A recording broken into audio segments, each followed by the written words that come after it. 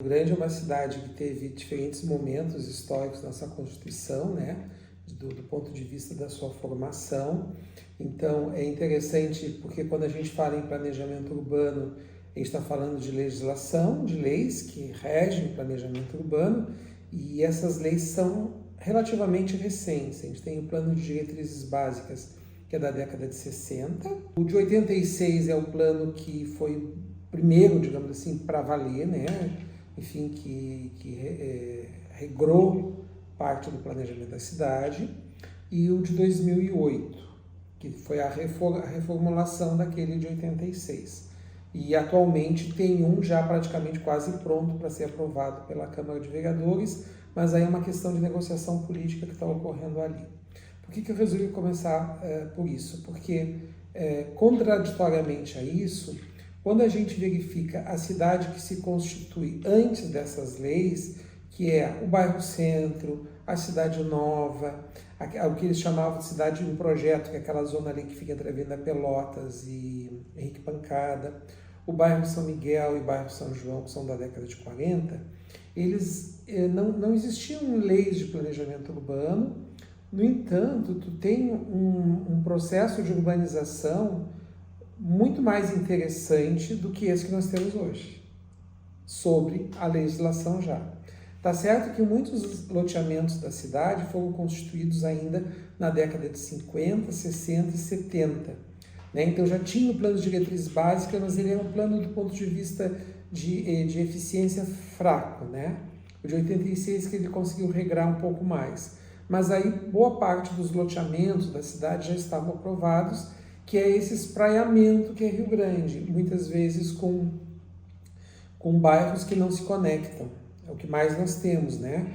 Nós somos uma cidade de pouco menos de 200 mil habitantes, uma cidade toda plana, embora a gente tenha vários elementos aí fisiográficos, né, que dificultam um pouco, mas evidentemente que todo esse processo de expansão, ele foi um processo de expansão desordenado, né? Totalmente desordenado, principalmente a partir da década de 50. Foi somando loteamentos. No nosso caso, eles ficaram hoje totalmente dependentes de duas vias, que é a Avenida Itália, que está sendo duplicada agora com a Santos Dumont, e a Roberto Socorros, que é municipal. Aí tu pode ver que não tem vias internas a isso que tem uma boa comunicação.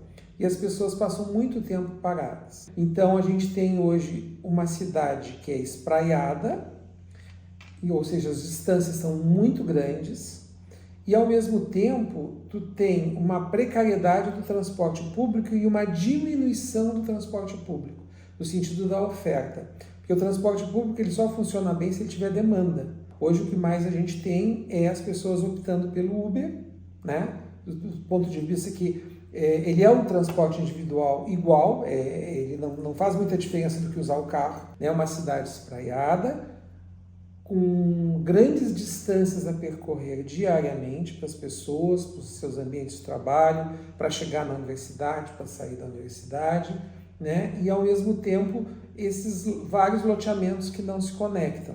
Isso acarreta as pessoas ficarem muito tempo no deslocamento, a infraestrutura urbana, porque tu não tem muito claro qual é a prioridade, por exemplo, nos deslocamentos, da melhoria da infraestrutura viária. Às vezes se asfaltam vias secundárias, tu não sabe por que estão asfaltando aquelas e não as principais. Né? Nós temos algumas vias, por exemplo, alguns bairros que as vias são estreitas, e isso dificulta bastante todo o deslocamento da população, somada à questão do transporte público. Então, tem muitos elementos aí que acabam, de alguma maneira, prejudicando a população. A gente precisaria ter, desse ponto de vista do planejamento urbano, mais políticas de Estado.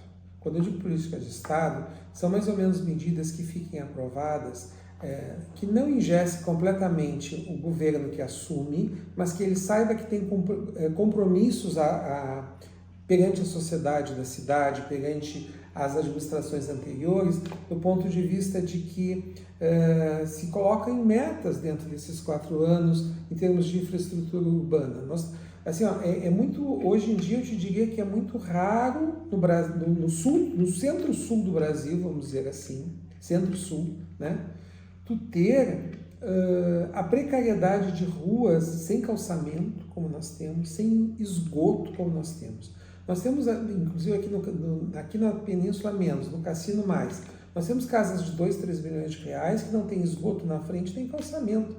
Dificilmente tu vai encontrar isso em zonas urbanas de outros municípios brasileiros, ou se quiser, de outras praias brasileiras. Tem uma lei mais recente que prevê que novos loteamentos eles têm que ser entregues com infraestrutura básica, tipo água, esgoto. A água sempre foi, mas a água, esgoto e calçamento. Isso tem levado alguns impasses aí com o mercado imobiliário em algumas áreas da cidade, né? Só que nós já temos um passivo gigantesco sem infraestrutura nenhuma, né? Na cidade como um todo.